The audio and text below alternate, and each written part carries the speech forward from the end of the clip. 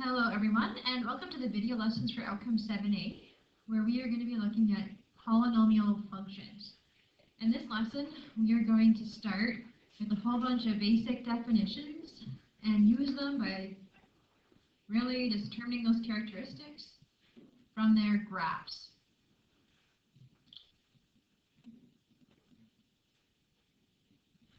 So again, our goal is to familiarize ourselves with the different terminology that we need in order to study polynomial functions.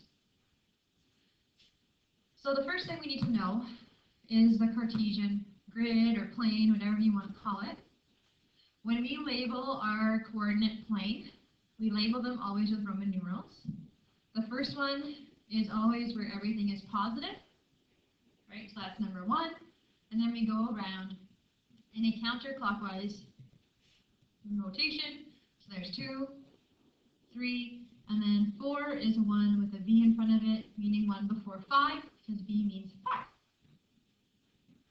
So that is something you will need to memorize for your assessments, or how to label those coordinate planes. The next thing we need to talk about is degree. When we worry about the degree of a polynomial, we are basically looking at the largest exponent that is there. So we are going to look at 4 different types of polynomial functions. Ones of degree 0, 1, 2, and 3. If it's degree 0, that is a constant function. Linear is degree 1, quadratic is degree 2, and cubic is degree 3.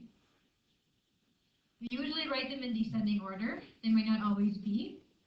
So a constant function is degree 0, which would be as a function f of x equals 5x to the, what's missing in your notes is that 0. Can you please put that in there? It has a degree of 0. Anything to the power of 0 is basically just 1, so this is really just a number. When you have functions that are just a number without an x, that is a constant function. A linear function is degree 1. So if you look at the function f of x equals 2x plus 1, there is no exponent on that x, so there's an imaginary 1 there, which means it's degree 1. The quadratic function, f of x equals 2x squared minus x plus 1, the largest exponent there is a 2, so it is a degree 2 polynomial. And same thing with our cubic function, the largest exponent in that list is a 3, so it's degree 3. We don't even worry about the degree 2 or degree 1 term that's in that polynomial. The next thing I want to talk about is this f of x. F of x means y. So in all of those equations, you could replace f of x with y. So like this bottom one would be y equals 2x cubed plus 3x squared minus 2x. F of x just means y in all of these questions. Alright, our next definition is a turning point. A turning point is anywhere on the graph where it goes from increasing to decreasing or decreasing to increasing. So in the graph below, there are 2 turning points. If I were to trace this graph, starting here at the top, I am going down, down, down, down, down until this point right here, where I start to move back up. Then I'm going up, up, up, up, up, until that point where I turn and I go back down. Those 2 spots right there are turning points. In the bottom graph, there are no turning points. If I were to retrace this graph, I am always, always, always going down. I never turn and go back up. So that's a turning point.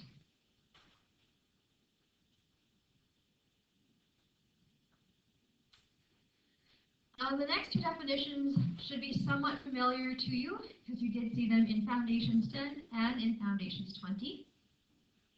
When we talk about domain, we are talking about x values, and we always read them from left to right.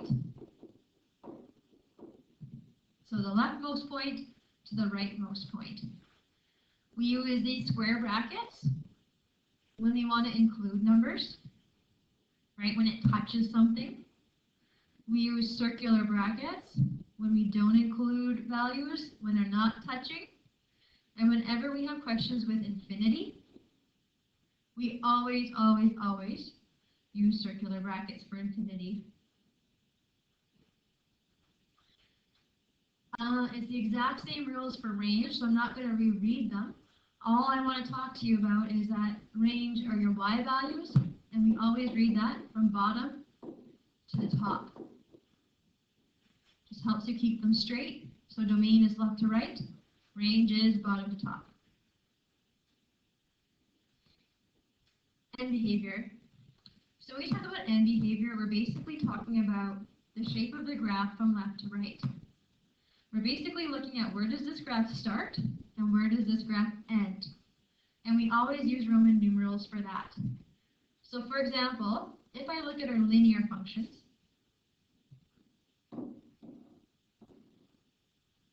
there's really two different ways those linear functions could go. Right? We could have a positive linear function somehow, right, where it goes up as you read it from left to right, or we could have one that goes down.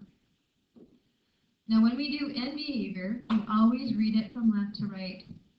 So this graph that I just drew starts here and ends here, right? That is the start and that is the end. So this is quadrant 1, 2, 3, 4. So we say end behavior is from 3 to 1. In the second picture I drew, if I were to do this from left to right, this is where it starts, and this is where it ends. So this is quadrant 1, 2, 3, 4. So this end behavior would be from 2 to 4. Again, we're just looking at where does the graph start and where does it end if we were to draw it from left to right, just like we do reading words on a page. You can do the same thing for every other function.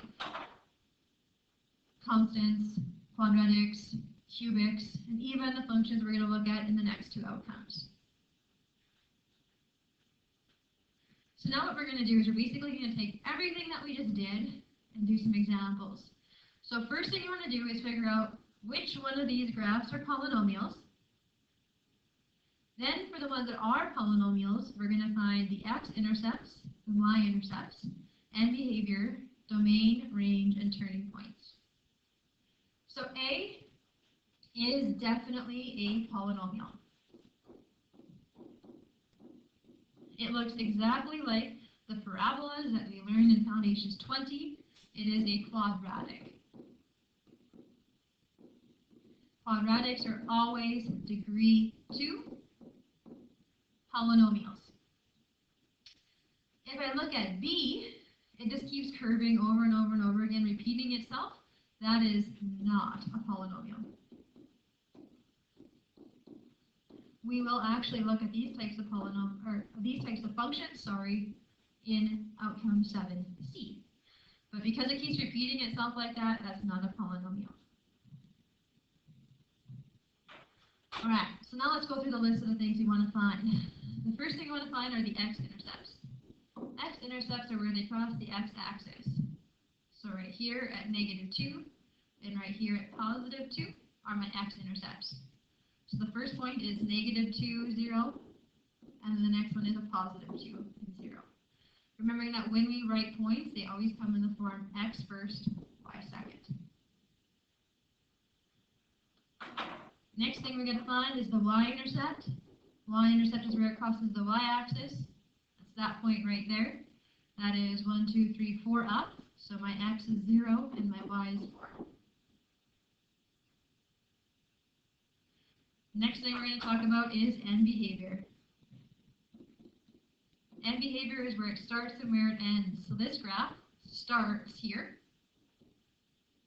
If I follow it around, it ends back there.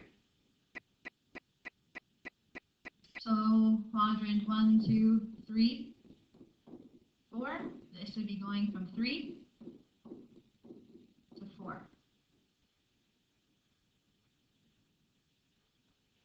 Now domain and range. So domain. Remember when we do domain, it's from left left to right. So I go to my leftmost point. My leftmost point is an arrow. That means that it's going to continue going in the negative x direction forever. So that is negative infinity. Now I go to my rightmost point. It's also an arrow. So it's going to travel in the positive x direction forever. So positive infinity. There's my domain. My range is from the bottom to the top. So my bottom are both arrows. That means it's going to go down forever. So negative infinity. Now I go to the top. Right there is the highest it's ever going to get to. The highest it ever gets is 4. It touches 4, so square bracket on 4. Last thing that we have to do is a turning point. So when does it turn? So when I drew this, right, it goes up, up, up, up, up, up, up until this point where it starts coming back down. That is my turning point. So there is one turning point.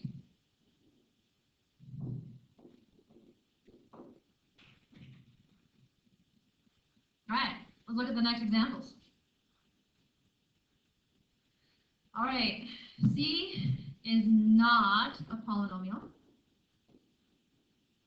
because it's not continuous. There's a big gap right here. When you got big gaps, can't be a polynomial. D is definitely a polynomial. It looks exactly like those linear functions that we did in Foundations 10. So this is a linear polynomial. Linears are always degree 1. So because this is a polynomial, let's find all of the information about it.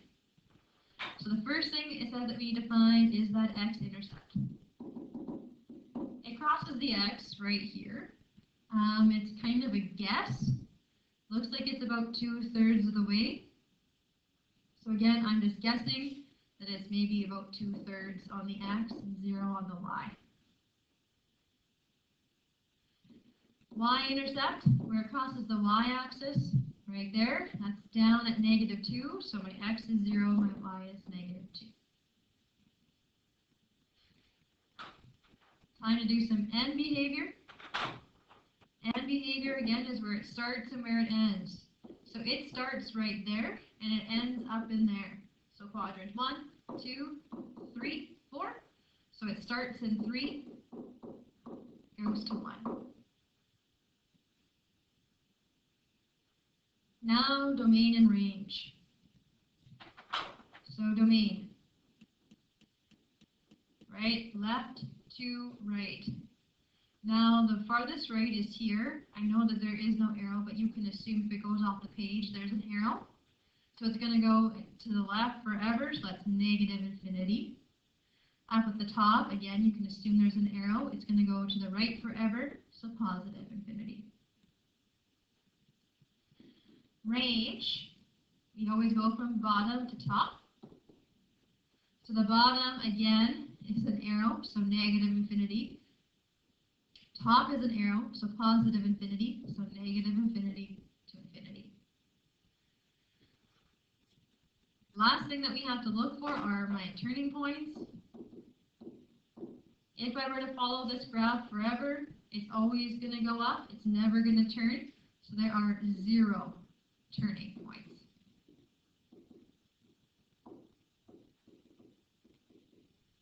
So there's our example of a linear function. Let's try another one. All right, E is a nice continuous function. You got a couple of curves. This one is definitely a polynomial. It has 2 turning points that I see there right away. That's a degree 3 cubic function. If you remember from your card sort, it's the one that has all the weird curves in it. That one is cubic. So because it's a polynomial, let's find all of the information. First thing we want are the x-intercepts. So there's one here at -1 and one at +1. So -1, 0 and 1, 0. Next is a y-intercept where it crosses the y-axis. Crosses the y-axis at positive 1. So at 0, 1 is the y-intercept.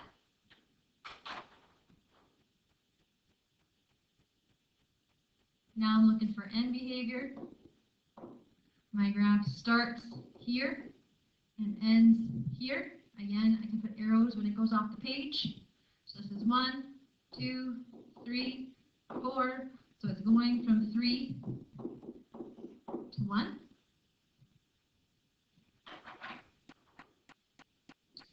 Domain, again, is from left to right.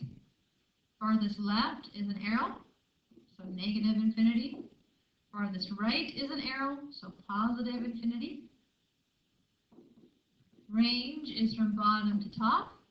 Bottom is an arrow, so negative infinity. Top is an arrow, so positive infinity. There's my domain and range. And now last but not least, I have to do my turning points.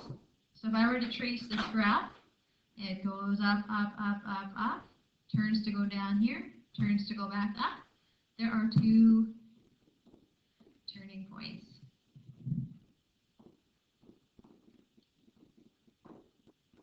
The last example doesn't look like a line, doesn't look like a parabola, doesn't look like the cubic that's on the left, so this one is not a polynomial.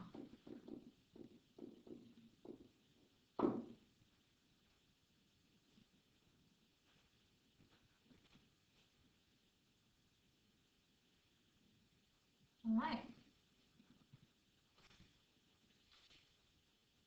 And so I will just leave this up here. It's basically just a little bit of a review of all of the things that we just covered. You can also find it in your duotang. So I'm going to stop, and now it's your turn.